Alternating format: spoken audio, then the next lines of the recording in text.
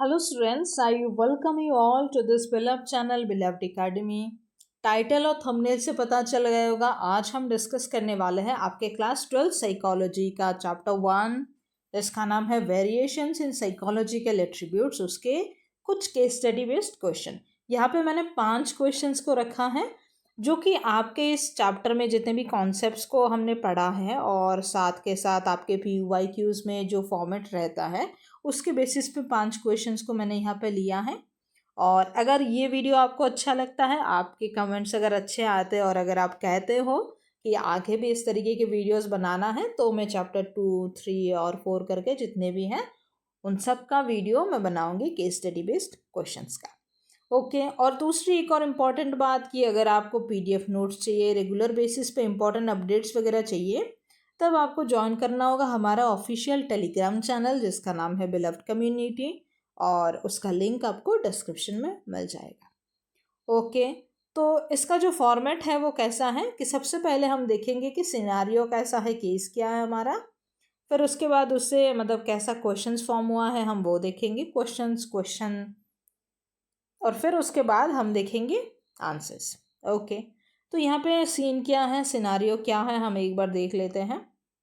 तो Rahul is a 14-year-old student. अब ध्यान देना कि राहुल एक 14 साल का स्टूडेंट है who struggles in language classes, जो कि लैंग्वेज क्लासेस में स्ट्रगल करता है। हो सकता है उसको इंग्लिश उतने अच्छे से नहीं आता हो, हिंदी नहीं आती हो, या फिर अपना बंगाली जो है वो नहीं अच्छे से आता हो, लेकिन but excels at repairing electronic gadgets. लेकिन वो बहुत ही ज़्यादा एक्सीलेंट है, वो एक्सेल करता है किन चीज़ों में, इलेक्ट्रॉनिक गैजेट्स को रिपेयर करने में, असेंबलिंग मशीन्स को असेंबल करना। असेंबल करना मतलब जैसे बिखरी अगर बहुत सारी चीज़ें हैं उन सबको अगर एक जगह पे हम समेट लेते हैं और सही से रखते हैं उसको हम कहते हैं असेंबल करना। And solving puzzles. He finds it difficult to write essays but is quick at figuring out how things work. हाँ, वो ऐसे नहीं लिख सकता है, लेकिन कैसे चीज़ें काम करती है, स्पेसिफिकली मशीन्स कैसे काम करती है, वो बहुत जल्दी फिगर आउट कर लेता है। ओके। अब सवाल ये है, यहाँ से आपके जो सवाल है वो बहुत ही इंटरेस्टिंग है। वो है कि आप अभी हार्वर्ड गार्डनर्स थ्योरी से बताओ, गार्डनर की जो थ्योरी है उसके बेसिस पे बताओ कि हमारा यहाँ पे राहुल के पास किस तरीके की इंटेलिजेंस है। ओके, समझ आ गया होगा पहला क्वेश्चन हमारा। और दूसरा क्वेश्चन हमारा ये है कि राहुल को अपने टीचर्स द्वारा कैसे सपोर्ट मिलनी चाहिए, या फिर राहुल के टीचर्स उसको किस तरीके से सपोर्ट करें। हम अगर क्वेश्चन ऐसे बोले तो ये सही रहेगा। ओके। तो सबसे पहले यहाँ पे इंटेलिजेंस की बात तो हम देखेंगे, लेकिन गार्डनर्स थ्योरी हमें क्या कहती है हम वो भी देख लेते हैं। तो गार्डनर्स थ्योरी हमें ये कहती है कि इंटेलिजेंस जो है ना, इंटेलिजेंस, हाँ, वो कोई एक सिंगल एंटाइटी नहीं है या फिर कोई एक सिंगल एबिलिटी नहीं है। वो बहुत सारे मल्टीपल एबिलिटीज से बना है इंटेलिजेंस किसी एक इंसान का। उसमें बहुत सारे कॉग्निटिव स्ट्रेंथ्स आते हैं लोगों के, और बहुत तरीके के अलग अलग टाइप के इंटेलिजेंस होते हैं। हमारे गार्डनर सब हमें ये कहते हैं। तो समझ आ गई, गार्डनर कहते हैं कि इंटेलिजेंस कोई एक सिंगल एबिलिटी या फिर सिंगल एंटाइटी नहीं है, बहुत सारे अलग अलग कॉग्निटिव स्ट्रेंथ्स, हमारे बहुत सारे डिफरेंट टाइप के इंटेलिजेंस बनता है कोई इंसान इंटेलिजेंट। ओके। अब राहुल के पास कौन से इंटेलिजेंस है, तो राहुल के पास पता चल रहा है क्योंकि वो बहुत अच्छे से पजल सॉल्व कर लेता है, इलेक्ट्रॉनिक गैजेट्स को रिपेयर कर लेता है, चीज़ों को असेंबल कर लेता है, तब हम कहेंगे कि राहुल के पास ऑब्वियसली लॉजिकल और मैथमेटिकल जो इंटेलिजेंस है वो तो बहुत ज़्यादा है ही, क्योंकि तभी वो पजल वगैरह सॉल्व कर लेता है बहुत अच्छे से। साथ के साथ उसके बॉडीली काइनेस्टिक इंटेलिजेंस भी बहुत अच्छा है। अब बॉडीली काइनेस्टिक इंटेलिजेंस क्या है? बॉडीली काइनेस्टिक इंटेलिजेंस का मतलब है कि कोई मानो एक अगर मतलब प्रोडक्ट है, अगर हम इलेक्ट्रॉनिक प्रोडक्ट्स वगैरह कहे, तो उसके बॉडी का अंदर में क्या क्या चीज़ें हैं, उसकी पूरा मतलब स्ट्रक्चर कैसा है, इंफ्रास्ट्रक्चर वगैरह कैसा है, कैसे चीज़ें एक के साथ दूसरा फिट हुआ है, सब कुछ मतलब उस फिजिकल प्रोडक्ट की अगर एनाटॉमी की बात अगर किसी को पता चल जाता है तब हम उसको कहेंगे कि उस पर बॉडीली काइनेस्टिक इंटेलिजेंस बहुत ज़्यादा है। और साथ में हो सकता है उसके पास स्पेटियल एनर्जी नहीं, स्पेटियल इंटेलिजेंस भी हो। स्पेटियल इंटेलिजेंस का मतलब होता है कि विजुअली लोग देख के आइडिया लगा सकते हैं कि चीज़ें कैसे अलाइन होगी या फिर कौन से चीज़ के बाद कैसा चीज़ आएगा, है ना। तो इस स्पेटियल इंटेलिजेंस के बेसिस पे हम कहेंगे कि चीज़ों को असेंबल कर लेना, मतलब समेट लेना। तो जब किसी इंसान को आइडिया रहता है कि वो माइंड में ऐसा सोच सकता है कि इसके साथ ये आया होगा, मतलब इसके साथ ये जोड़ने से पे ये होगा, तब उसका चीज़ों को असेंबल वो अच्छे से करता होगा और पजल को सॉल्व वो अच्छे से करता होगा। तो आप ये एग्जाम्पल भी देख सकते हो इन इंटेलिजेंस को एक्सप्लेन करके। मैंने यहाँ पे नहीं लिखा है क्योंकि मुझे आंसर छोटा बनाना था, बट एक्सप्लेन तो मैं बड़ा बराबर कर रही हूँ। तो उसके टीचर को अब क्या करना चाहिए, तो उसके टीचर को प्रैक्टिकल और हैंड्स ऑन लर्निंग को एनकरेज करना चाहिए, उसको प्रैक्टिकल और ज़्यादा करवाना चाहिए, उसको मतलब हाथ पकड़ के उसको सिखाना चाहिए। Use visual tools and models in class. Visual tools, क्योंकि स्पेटियल इंटेलिजेंस विजुअल और थिंकिंग वगैरह पर डिपेंड करती है, तो विजुअल टूल्स को यूज़ करना चाहिए। क्लास में अलग अलग मॉडल्स को यूज़ करके सिखाना चाहिए। Recognize that he may not perform best through traditional verbal assessment. और ऐसा मतलब उनको समझना चाहिए कि शायद ये बंदा मतलब ट्रेडिशनली जैसे वर्बल असेसमेंट या फिर थ्योरी बेस्ड चीज़ें होती है, मतलब question answer type, viva type, हो सकता है वो इनमें ज़्यादा कामयाब ना हो, लेकिन प्रैक्टिकल जितनी भी चीज़ें होंगी करने वाली, उनमें शायद ये बंदा बहुत आगे जाए, क्योंकि वो हो सकता है वो बोल नहीं उतना अच्छे से आ सकता है। और guide him toward career in engineering, design और टेक्निकल फील्ड्स। और उसको इंजीनियरिंग में, डिज़ाइन में या फिर टेक्निकल किसी भी फील्ड में करियर चुनने के लिए उसको गाइड कर सकते हैं। ओके, केस नंबर 1 हो गया हमारा। अब हम चलते हैं केस नंबर 2 पे। देखते हैं केस नंबर 2 हमारा क्या कहता है।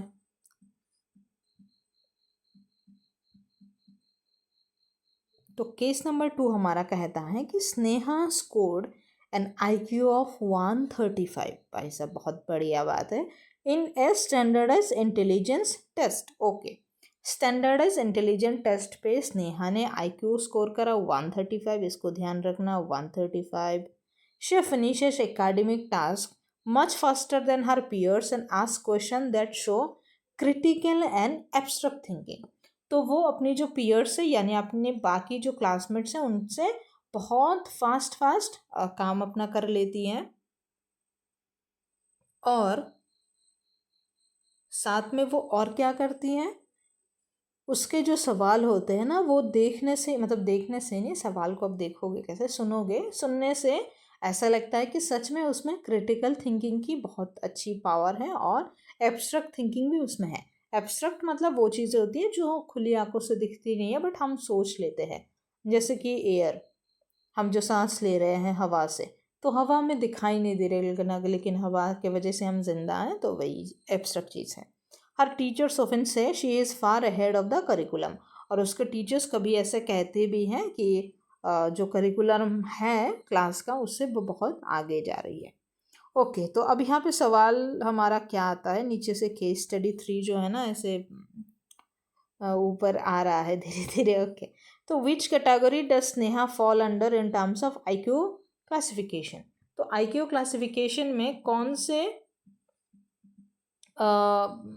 कैटेगरी में स्नेहा आती हैं, और साथ में आप ये भी बताइए what kind of educational support might benefit her. तो यहाँ पे आपको शायद अगर याद होगा कि IQ का चार्ट एक हमने देखा था कि कितना IQ होता है तो कैसा होता है। तो वैसे स्नेहा तो है हमारी इंटेलेक्चुअली गिफ्टेड, क्योंकि उसका जो IQ है 130 से ऊपर है। हमने देखा था कि 130 से अगर ऊपर होता है तो क्या कहते हैं उसको, बहुत ही ज़्यादा इंटेलेक्चुअली गिफ्टेड है। लेकिन आपको मैं पूरा, क्योंकि ये इंटेलिजेंस क्वोशंट का कहाँ लिखा है इंटेलिजेंस, अच्छा हाँ हाँ, नाम पूरा नहीं लिखा है, इंटेलिजेंट क्वोशंट का पूरा एग्ज़ाम है, तब मैं आपको ये पूरा रिवाइज करवा देना चाहती हूँ कि कितना होता है तो क्या होता है। लेकिन मैं थोड़ा सा पानी पी लूँ। तो इंटेलिजेंट क्वेश्चन का एक टेबल हमारे बुक में था, हमने जब रिव्यू क्वेश्चंस किया उनमें भी देखा था। तो हमने देखा कि जब किसी भी इंसान का IQ जो है वो 60 मतलब आप ऐसा कहो 69 वगैरह से भी नीचे होता है, तब हम कहेंगे कि वो उसकी जो आईक्यू है एक्सट्रीमली लो है। तो इसके बाद अगर आप देखोगे तो जिनका मानो 80 से ऑलमोस्ट 89 वगैरह के आसपास होती हैं, उनको हम कहेंगे कि थोड़ी एवरेज से मतलब कम है, मतलब बिलो एवरेज, हाँ बिलो एवरेज सही रहेगा इसके लिए। फिर उसके बाद अपन अगर देखेंगे तब हमने देखा था क्या 89, तो 90 से अगर हम ले 108 या 109 टाइप, तब हम देख, सॉरी आप 108 नहीं, आप 109 ही लो, क्योंकि वो उसमें ना फिर देखने से पता चल जाता है। 109 अगर होता है तब क्या होता है कि बंदा थोड़ा एवरेज है, हम कह सकते हैं। ओके, एवरेज है अगर किसी का आईक्यू इतना है। तो अब समझ लो अगर 109 से किसी का मतलब और थोड़ा ज़्यादा हो, और अगर आप 20 उसमें मतलब 20 नहीं 10 अगर ऐड कर दो, 119 तक अगर हो जाता है, तभी हम कहते हैं कि इंसान क्या है, एबव एवरेज है। तो इतना तक होता है तब आपने देखा एवरेज में बिलो आ जाएगा, बिलो एवरेज, और ये अगर होगा तो एबव एवरेज। ओके, फिर 120 से अगर 120 से अगर 129 तक है, तब हम क्या कहेंगे कि इंसान थोड़ा कैसा है, इंटेलेक्चुअल है। या फिर हम उसको मतलब एक टर्म था सुपीरियर भी आप कह सकते हो, मतलब बहुत ज़्यादा वो इंटेलेक्चुअल है और सुपीरियर है, आप ये भी कह सकते हो। और फिर इसके बाद अगर 130 से मतलब 130 के और भी ऊपर ऊपर ऊपर ऊपर जा रहा है, मतलब ऊपर ऊपर और जा रहा है, तब वो बहुत ज़्यादा सुपीरियर, वेरी सुपीरियर, या फिर जैसे हमने यहाँ पे इंटेलेक्चुअली गिफ्टेड कहा। तो यहाँ पे हमने देखा कि स्नेहा का आईक्यू कितना है। स्नेहा का आईक्यू, अरे कहाँ गया क्वेश्चन, ओ अरे केस तो ऊपर ही। अच्छा, स्नेहा का आईक्यू कितना है, 135 है ना। तो 35 है माने 130 से बहुत ज़्यादा ऊपर है, 5 नंबर ऊपर है, 5 और ज़्यादा है। तो इसलिए स्नेहा क्या हुई, वेरी सुपीरियर, या फिर आप अगर कहना चाहो तो उसको इंटेलेक्चुअली गिफ्टेड भी कह सकते हो। ओके, तो अब उसको किस तरीके की एजुकेशनल सपोर्ट मिलनी चाहिए, या फिर किस तरीके की एजुकेशनल सपोर्ट उसको हेल्प कर सकती हैं। तो पहला क्या है, enrichment programmes that challenge her thinking. तो कुछ ऐसे प्रोग्राम, क्योंकि टीचर ने कहा है कि कई कई बार वो अपने जो करिकुलम है उससे आगे निकल जाती है, इसलिए कुछ ऐसा प्रोग्राम अगर रखे जो उसको चैलेंज करे उसके थिंकिंग को, ये सही रहेगा। फिर opportunities for advance problem solving, क्योंकि वो बच्ची का क्रिटिकल थिंकिंग अच्छा है, एब्स्ट्रैक्ट थिंकिंग अच्छा है, तो हम उससे प्रॉब्लम सॉल्व करवा सकते हैं एडवांस लेवल के। और बहुत बार ऐसा होता है गिफ्टेड स्टूडेंट्स जो मतलब इंटेलेक्चुअली बहुत हाई लेवल पे होते हैं, उनकी बहुत सारी मतलब ऐसे वर्कशॉप्स वगैरह होती है, हम स्नेहा को उसमें भेज सकते हैं, उसको उन वर्कशॉप्स में उसको पार्टिसिपेट करवा सकते हैं उससे। और एक और चीज़ हम क्या कर सकते हैं, उसको उससे बहुत ज़्यादा क्रिएटिव एक्टिविटीज़ करवाए, या फिर क्योंकि वो बहुत हाईली गिफ्टेड है तो उसको अगर हम लीडरशिप रोल दे अच्छा रहेगा, उसको अगर मॉनिटर बनाए या फिर स्कूल कैप्टन बनाए तो सही रहता है। ओके, समझ आ गया होगा। हम बहुत समय ले रहे हैं, शायद इतना समय नहीं लेना चाहिए। ओके, हम जल्दी जल्दी करते हैं। तो केस स्टडी 3 पे हम क्या देखेंगे, केस स्टडी 3 क्या कहता है कि अरमान प्रेफर स्टडिंग एलोन। ओके, अरमान को अकेले पढ़ना अच्छा लगता है। ही often reflects on his thoughts and emotion and is very clear about his goals. तो वो कई बार अपनी थॉट्स और इमोशंस को लेके बहुत ज़्यादा मतलब रिफ्लेक्ट करता है, यानी अपने आप में सोचता रहता है कि ये सही है, गलत है, ऐसा है, वैसा है, और अपने गोल्स को लेके वो बहुत ज़्यादा क्लियर है। Will he is quite in class, he excels in philosophy and creative thinking. हाँ, बंदा बहुत चुपचाप तो रहता है क्लास में, लेकिन वो फिलोसफी में और क्रिएटिव राइटिंग में बहुत एक्सेल करता है, बहुत अच्छे नंबर लाता है। एक्सेल करना यानी एक्सीलेंट होना। अब सवाल ये है कि अब ये बताओ कि अरमान जो है कौन से टाइप की इंटेलिजेंस को वो कर रहा है, मतलब शो कर रहा है, और साथ के साथ how is it different from interpersonal intelligence. तो यहाँ पे देखना, ये क्वेश्चन में ये आंसर आपका छुपा है। तो आपसे पूछ रहा है कि अरमान में किस तरीके का इंटेलिजेंस है, और दूसरा सवाल आपसे पूछ दिया है कि इंटरपर्सनल इंटेलिजेंस से जो अरमान के पास है वो कैसे डिफरेंट हुआ। तो इंटरपर्सनल से डिफरेंट क्या होगा भाई साहब, इंट्रापर्सनल होगा। तो यहाँ से आप थोड़ा सा दिमाग ऐसे लगाओ, ऐसे ये उतना सही अप्रोच तो है नहीं, मैंने बस ऐसे ही बोल दिया। तो हमने देखा है कि अरमान जो है अपने आप को लेके बहुत ज़्यादा रिफ्लेक्ट करता है। ये क्या लिख रही हूँ मैं, बहुत ज़्यादा रिफ्लेक्ट अपनी थॉट अपनी चीज़ों को लेके है, और अपनी जो गोल्स है जो एम्स है उसको लेके बेटा बहुत क्लियर है अरमान। तो इस जगह पे हम देख सकते हैं कि क्योंकि अरमान अपने आप को बहुत अच्छे से समझता है, अपने इमोशंस को अपने अरमानों को बहुत अच्छे से समझता है अरमान बेटा, तो और वो अपने गोल्स को लेके भी बहुत मतलब क्या है, सीरियस है, क्लियर है। तो हम कहेंगे कि उसके सेल्फ अवेयरनेस बहुत ज़्यादा है। और किसी में अगर सेल्फ की अवेयरनेस है, सेल्फ की अंडरस्टैंडिंग है, तब हम क्या कहेंगे, उस पर कौन सा इंटेलिजेंस ज़्यादा है, इंट्रापर्सनल इंटेलिजेंस। इंट्रापर्सनल इंटेलिजेंस का मतलब है understand one's own emotions, motives and identity, कि बंदा अपने इमोशंस को समझता है, अपना क्या मोटिव है उसको समझता है, और अपनी क्या आइडेंटिटी है उसको भी समझता है बहुत अच्छे से। ओके, अब सवाल ये है कि ये इंटरपर्सनल से कैसे डिफरेंट हुआ। तो इंट्रापर्सनल का मतलब है अपने आप को समझना, और इंट्रापर्सनल थोड़े प्रोनाउंसिएशन में मैं शायद गलत कर रही हूँ। तो इंट्रा मतलब अपना, अपने आप को समझना, ओके, और understanding and interacting with others, और इंटरपर्सनल का मतलब दूसरों को समझना, दूसरों। तो ऐसे मैंने दूसरों लिख दिया, अपना अपना और दूसरों का देखना। तो जब बंदा अपने आप को बहुत अच्छे से समझता है उसकी इंट्रा पर्सनल अच्छी होती है इंटेलिजेंस, और जब वो दूसरों के साथ अच्छे से इंटरेक्ट करता है, उनको भी समझता है, तब उसकी इंटरपर्सनल अच्छा रहता है। मतलब दूसरों को समझना और उनसे अच्छे से इंटरेक्ट करने की इंटेलिजेंस को हम कहते हैं interpersonal. Okay, his strength lies in self-reflection, while interpersonal intelligence focuses on relationship and empathy. तो उसका जो स्ट्रेंथ है वो सेल्फ रिफ्लेक्शन में ज़्यादा है, जबकि इंटरपर्सनल का जो मतलब फोकस है वो कहाँ रहता है, रिलेशनशिप और एम्पैथी पे, कि हम लोगों के साथ अच्छा रिलेशनशिप बनाए, लोगों के लिए एम्पैथेटिक फील करें, उनको हेल्प करें। ओके, तीसरे केस पे मैं थक गई हूँ, अब चौथा पांचवा तो हमारा बचा ही है। अब वैसे ये ज़्यादा अच्छा, मतलब अच्छा क्या है, थोड़ा इजी है, न्यूमेरिकल है। अब सवाल है कि मीरा के जो पेरेंट्स है are worried about her school performance, उसके स्कूल की परफॉर्मेंस को लेके वो थोड़े से चिंतित है। A psychologist administers an intelligent test and finds her mental age is 8 while her chronological age is 10। तो यहाँ पे हमने मेंटल एज और क्रोनोलॉजिकल एज का एक कॉन्सेप्ट देखा था। अरे क्या लिख रही हूँ मैं MA और CA करके हमने देखा था, याद है क्या नहीं, याद करो याद करो याद करो, कर लिया याद, अरे कर लिया। अभी आपको बताना है कि आपको कैलकुलेट करना है हर IQ and explain what it indicates. तो आपको अभी एक और इम्पॉर्टेंट चीज़ याद करना है कि हमने यहाँ पे देखा है कि उसकी मेंटल एज इतनी है और उसकी क्रोनोलॉजिकल इतनी है, लेकिन हमसे सवाल पूछ दिया कि उसके IQ बताओ। तो ये आपकी केस स्टडी में ना आके ऐसे भी एप्लीकेशन बेस्ड क्वेश्चंस में भी आ सकता है। तो कैसे, तो जबकि हमें IQ बताना है, हमारे पास मेंटल एज है, क्रोनोलॉजिकल एज है, तो हमारा फॉर्मूला क्या बनता है, हमने देखा था IQ equals to mental age divided by chronological age into हमारा प्यारा सा 100। ओके,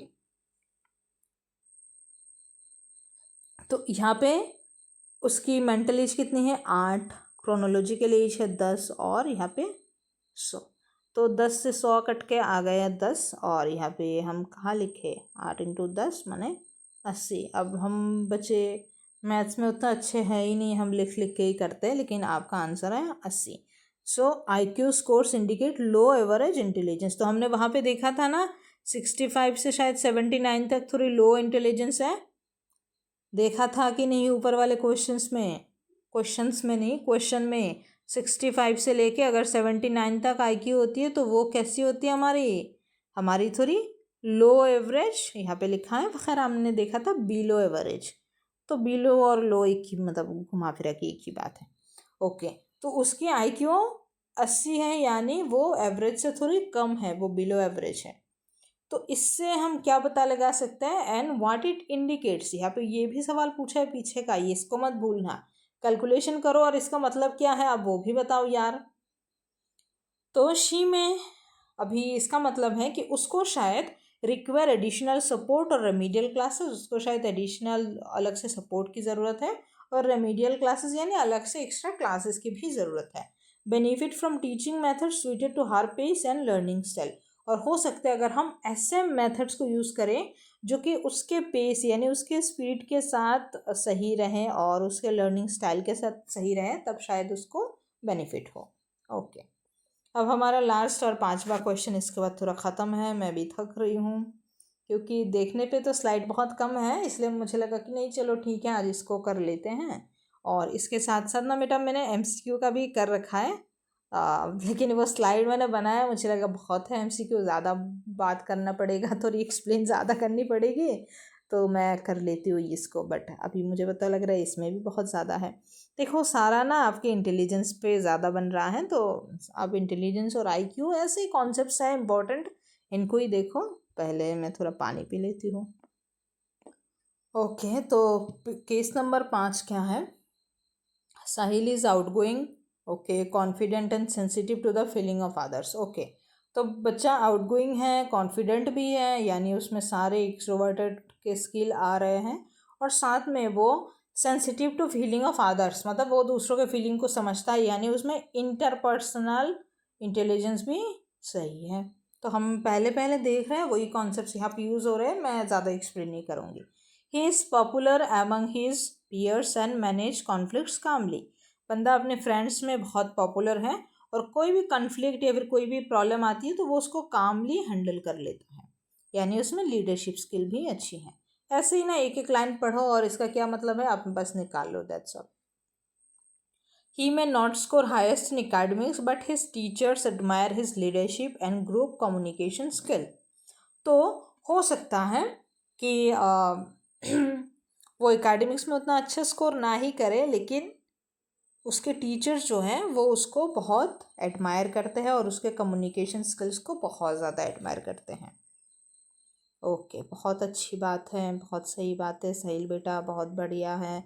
मैं भी अपने स्कूल में ऐसे ही थी, मैं भी काफ़ी आउटगोइंग थी, कॉन्फिडेंट थी, और लोगों के साथ मेरा बहुत अच्छा बॉन्ड था। मैं बहुत अच्छी मतलब मेरा बहुत ग्रुप बहुत सही था, सीनियर जूनियर अपने क्लासमेट सबके साथ मेरी बहुत अच्छी बनती थी। और हाँ, मैं कभी ऐसे मतलब फर्स्ट वगैरह नहीं आई, but I use to stood like second third, और साथ में टीचर्स तो मुझे बहुत एडमायर करते थे, मेरी कम्युनिकेशन स्किल वगैरह। मैं बहुत ऐसे स्पीच वगैरह दी हूँ स्कूल में, एंकरिंग भी मैंने करी हैं।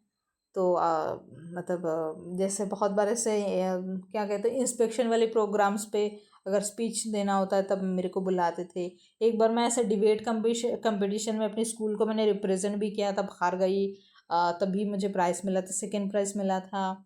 और एक बार मैं पोइट्री कंपटीशन में ऐसे भी गई थी, उसमें क्या कहते हैं, हाँ रीजनल लेवल पे गई थी मैं, गुवाहाटी गुवाहाटी तो नहीं, आसाम में गई थी। आसाम हाँ मतलब गुवाहाटी से होके ही तो जाता है आसाम, सोनीतपुर, सोनीतपुर JNB में मैं गई थी, सोनीतपुर सोनीतपुर JNB में गई थी। तो सोनीतपुर JNB में गई थी अपने स्कूल से रीजनल लेवल तक, लेकिन फिर रीजनल से मेरा वहीं से हो गया, नेशनल तक मैं जा नहीं पाई। तो बस वही है अपनी कहानी किस्सा, तो मेरी खुद की कहानी है। अब इस पे क्या ही मैं पूछूं सवाल ओके, तो अभी क्या इंटेलिजेंस है तो हमने देख ही लिया ऊपर। और why is this important for life success, तो ये क्यों इम्पोर्टेंट है? तो साहिल के पास बहुत ही अच्छा इंटरपर्सनल है और वो दूसरों के फीलिंग्स को समझता है, इमोशन को समझता है, इसलिए हम कहेंगे वो इमोशनली भी इंटेलिजेंस है। मैं अगर अपनी बात करूँ तो मैं भी बहुत ज़्यादा इंटरपर्सनल इंटेलिजेंस है, मैं बहुत ही एम्पैथेटिक टाइप की तो हूँ, जो कि कभी कभी अच्छा रहता है, कभी कभी थोड़ा अच्छा भी नहीं रहता है, क्योंकि ज़्यादा मदद वगैरह करो ना तो लोग ऐसे सर पे चढ़ जाते हैं और चाहते हैं फ़ायदा उठा लेना ओके, तो ये इम्पोर्टेंट क्यों है लाइफ में सक्सेस के लिए? तो साहिल के पास इमोशनल इंटेलिजेंस बहुत ज़्यादा अच्छे तरीके से है और इंटरपर्सनल इंटेलिजेंस भी बहुत अच्छे तरीके से है, तो इसीलिए it helps in building and maintaining social relationship. इससे सोशल रिलेशनशिप को बिल्ड करना, मतलब दूसरों के साथ रिलेशनशिप बिल्ड करना, बॉन्ड बनाना अच्छा लगता है। और साथ में सोशल रिलेशनशिप को मेंटेन रखना भी अच्छा रहता है, क्योंकि वो दूसरों की बातों को समझता है, दूसरों के इमोशंस को समझता है। इसका मतलब है कि वो दूसरों के साथ रिलेशनशिप मेंटेन भी रख पाएगा, क्योंकि वो उसके इमोशन को समझता है, उसकी नहीं उनकी इमोशंस को समझता है। Okay, so emotional intelligence support team work, leadership and stress management. और कोई बंदा इमोशनली इंटेलिजेंस है तभी वो टीम वर्क कर पाएगा, लीडरशिप आगे जाके कर पाएगा और स्ट्रेस को अपना मैनेज कर पाएगा। Okay, so high EQ is often linked to career success and क्या बोल रही mental well-being and even when IQ is average। तो हो सकता है बहुत बार लोग IQ थोड़ा सा एवरेज रहे, एकेडमिकली लोग उतना ज़्यादा अचीव ना कर पाए, बट लाइफ में वो बहुत ज़्यादा मतलब सक्सेसफुल होते हैं, खुश रहते हैं। जैसे फिर से मैं अगर अपनी बात करूँ, ये सवाल तो लगता है मेरे ऊपर ही बना है। जैसे मैं अभी मतलब मैं एकेडमी के लिए शायद मैं उतना अच्छा नहीं कर रही हूँ, क्योंकि फ़िलहाल मैं अभी बैंक में ही हूँ। मतलब ठीक है, मुझे सही लगता है, क्योंकि यहाँ पे लोगों के साथ पीपल इंटरेक्शन होता है, बट शायद उतना नहीं कर पा रही हूँ जितना शायद मुझे करना था, तो मैं धीरे धीरे कर ही रही हूँ। लेकिन मैं लाइफ में बहुत ही खुश हूँ। जैसे मैं अभी आप लोगों को पढ़ा रही हूँ, मुझे बहुत अच्छा लगता है ये पढ़ाना। तो अगर आप लोग भी मेरे साथ कनेक्ट कर सकते हो, कनेक्ट करो, कमेंट्स करोगे, टच में रहोगे, बहुत सही रहेगा। So that's all. और ऊपर में शायद मैंने बोला भी था, मैं फिर से बोल देती हूँ, अगर आपको नोट्स चाहिए, PDF नोट्स वगैरह, ये जो मैं अभी पढ़ा रही हूँ, आपको ज्वाइन करना होगा टेलीग्राम चैनल, जिसका नाम है हमारा बिलव्ड कम्युनिटी। ओके, कम्युनिटी का हिस्सा बना, कम्युनिटी को ज्वाइन करो आप। और अगर आप लोग मेरे से पर्सनली जुड़ना चाहते हो तो मेरी इंस्टा ID है प्रियशी, मेरा नाम है, क्या है मेरा नाम, प्रियशी सूत्रधर। प्रियशी सूत्रधर, ये रहा मेरा इंस्टा ID। ऐसे लिखा होगा, कोई गैप वगैरह नहीं है, और बिलव्ड एकेडमी साथ में और लिखा है, आपको ढूंढने में आसानी होगी। So that's all, thank you so much. ये मेरी एक कोशिश थी कि मैं केस स्टडी बेस्ड क्वेश्चंस को मैंने लिया चैप्टर 1 से, मैंने देखा कि कैसे होता है। वैसे मुझे ना ये सेशन करवाने में बहुत मज़ा आया, बहुत अच्छा लगा मुझे, क्योंकि ये मतलब पूरा रियल लाइफ सिनारियो पे बेस्ड है, तो सही रहता है। मतलब आप अपनी केस को पूरा एनालाइज करो। देखो मैं बताती हूँ इनको आंसर कैसे करना है। सबसे पहले आप सवाल को पढ़ो और एक एक लाइन का आप मतलब निकालो कि ये लाइन क्या कहना चाहता है। जैसे कि एग्जांपल से हमने यहाँ पे देखा ना, जैसे पहले ही लाइन में हमने बोला कि बंदा आउटगोइंग है, कॉन्फिडेंट है, यानी वो एक्सट्रोवर्ट टाइप के हैं। फिर सेंसिटिव टू अदर्स फीलिंग, लोगों के फीलिंग्स वो समझता है, यानी वो इंटरपर्सनल उसका अच्छा होगा। और कोई कन्फ्लिक्ट को वो कामली हैंडल करता है, तो उसमें इमोशनल इंटेलिजेंस वगैरह भी सही है। तो इस तरीके से ना एक एक लाइन पढ़ो और इसका क्या मतलब है निकालो, और उसी की बेसिस पे आपका क्वेश्चन बनेगा। So that's all, thank you so much. अगर क्लास अच्छा लगा तो कमेंट करो और बताओ कि मैं चैप्टर 2, 3, 4, 5, 6 और 7 के साथ कंटिन्यू करूँ या नहीं। That's all, thank you so much.